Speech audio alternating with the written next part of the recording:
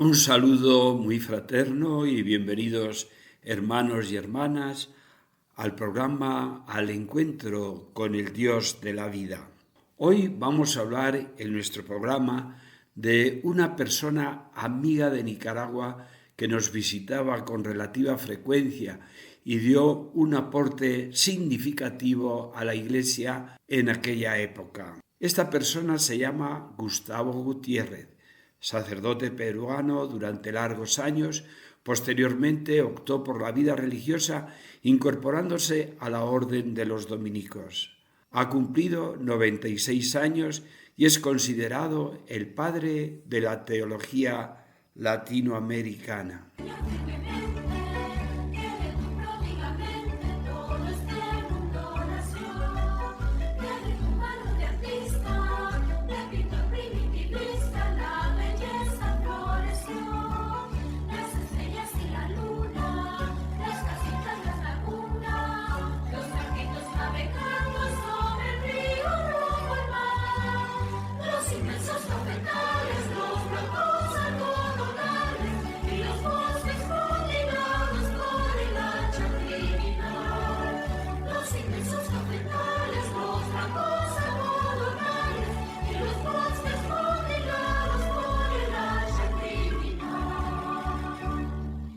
Inspirador de un conjunto de publicaciones y libros en homenaje a un cristiano formidable que abrió el camino a muchos cristianos que nos hemos esforzado en reconocer que el reino de Dios, predicado por Jesús como proyecto de liberación integral de los seres humanos, pertenece a los pobres y en consecuencia son los pobres los predilectos de Dios.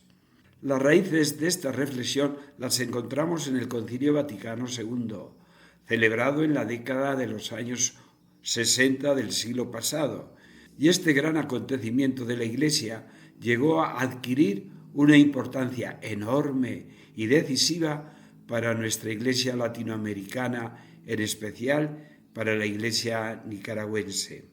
Uno de los frutos del concilio fue la mayoría de edad con que la Iglesia de esos años llevó a efecto su compromiso cristiano con el contexto histórico de la época. La renovación de la fe de muchos de nosotros, impulsada por el Papa Bueno, Juan XXIII, fue el mejor fruto que dio el concilio al mundo y a la misma Iglesia. Gustavo Gutiérrez, hoy fraile dominico, es un ejemplo de este proceso. Nadie se equivocará si le llamamos padre de la teología de la Iglesia latinoamericana, aunque hoy sabemos que esta teología tiene varios padres y madres, teólogos y teólogas enraizados en el Evangelio de los pobres de Jesús. Estos padres y madres de nuestro caminar eclesial han sido y son verdaderos testigos de la fe, como los cristianos de los primeros tiempos de la vida de la Iglesia. La recepción del mensaje del Concilio Vaticano II en América Latina fue manifestación de una experiencia adulta en los cristianos de nuestra América. Muchos obispos tuvieron el coraje de abrirse a los signos de los tiempos, se dejaron cuestionar por la palabra de Dios expresada en las voces de multitudes de obreros, campesinos y de hacinados en las grandes ciudades y de adaptar su modo de ser iglesia a la práctica que asumían para responder a lo que en ese momento de la historia de sus pueblos demandaba la realidad.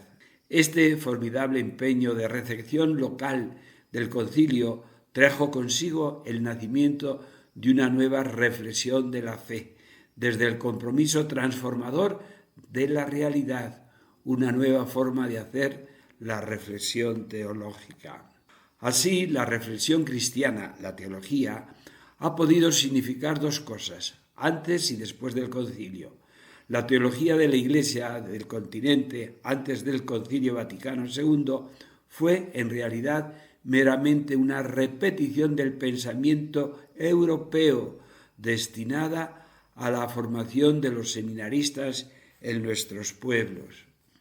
En cambio, desde el momento que se dio entre nosotros una teología destinada a pensar los acontecimientos y problemas históricos en los cuales se arriesga la Iglesia en cada país, acompañando la vida del pueblo, la reflexión de muchos cristianos, obispos, sacerdotes, religiosos y religiosas, y sobre todo laicos, ha podido identificarse con la teología de la liberación sin más. En esta práctica, sobre todo pastoral, que parte del análisis de la realidad en nuestra Iglesia de América Latina, abrió espacios de compromiso con la gente, provocando tensiones y a veces conflictos, con un proceso de creatividad evangélica. En las palabras de Gustavo Gutiérrez, la teología de la liberación es una de las expresiones de madurez que comienza a alcanzar la sociedad latinoamericana y la Iglesia presente en ella en las últimas décadas. Este proceso de madurez y crecimiento cristiano tuvo su reconocimiento en el segundo encuentro de los obispos latinoamericanos celebrado en la ciudad de Medellín, Colombia, cuando tomó acta de esta edad mayor y ello contribuyendo poderosamente a darle un significado y alcance en la historia de la Iglesia universal. Es así que la convergencia en la Asamblea de Medellín de los obispos y teólogos de la naciente teología de la liberación debe considerarse un hito de una Iglesia en camino de su autoconciencia y de la autonomía que distingue a los mayores de edad, obligados a responder ante nuevas circunstancias por sí mismos y ante sí mismos con creatividad. La recepción del concilio en América Latina fue sin duda muy original. Esta convicción y formación teológica propia de la Iglesia latinoamericana sobrepasa con creces el cuidado que la Iglesia siempre ha tenido de los pobres. Da un salto de calidad y se compromete con la justicia social.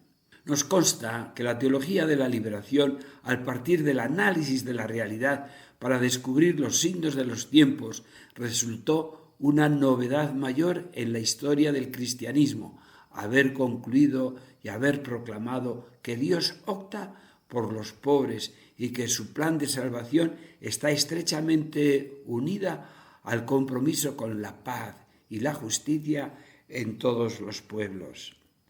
Esta opción por los pobres, propia de la Iglesia de América Latina y el Caribe, sobrepasa con creces el cuidado que la Iglesia siempre ha tenido de los pobres. Esta opción en una Iglesia que ha practicado una reflexión sobre su propia experiencia histórica, confrontada con una miseria injusta y antigua entre los oprimidos, equivale a incorporar a los pobres en la profesión de fe que todos los creyentes confesamos. Para los católicos latinoamericanos, el valor teológico de los pobres ha llevado a constituir la prueba de fuego de la fidelidad al Evangelio. Lo novedoso es que la opción por los pobres explicita el misterio de la cruz de Cristo. Los pobres, para nosotros, representan el crucificado en la historia y a través de ellos Cristo crucificado salva a los seres humanos sin exclusión. En este sentido, el aporte de la reflexión de la Iglesia latinoamericana ha llegado a ser duradero, imprescindible también para toda la Iglesia universal. Los años sucesivos a Medellín, no sin obstáculos, la teología de la liberación se desarrolló de un modo propio. Si en sus comienzos la teología latinoamericana fue identificada por su pretensión liberadora, progresivamente ha sido reconocida además por hacer suya la cultura, la religiosidad, la condición del pueblo y sujetos emergentes como la mujer, los indígenas y los sectores más marginados de nuestras poblaciones. Por todo esto, la teología de la liberación nos propone tal vez no tanto un nuevo tema para la reflexión, cuanto una nueva manera de hacer teología. Una teología que no se limita a pensar el mundo, sino que busca situarse como un momento del proceso a través del cual el mundo es transformado, abriéndose en la protesta a la dignidad humana pisoteada, en la lucha contra el despojo de la inmensa mayoría de los hombres, en el amor que libera, en la construcción de una nueva sociedad justa y fraterna, al don del reino de Dios. Este movimiento de la Iglesia posconciliar ha producido mártires. Sería largo mencionarlos a todos y a todas. Monseñor Romero lo representa.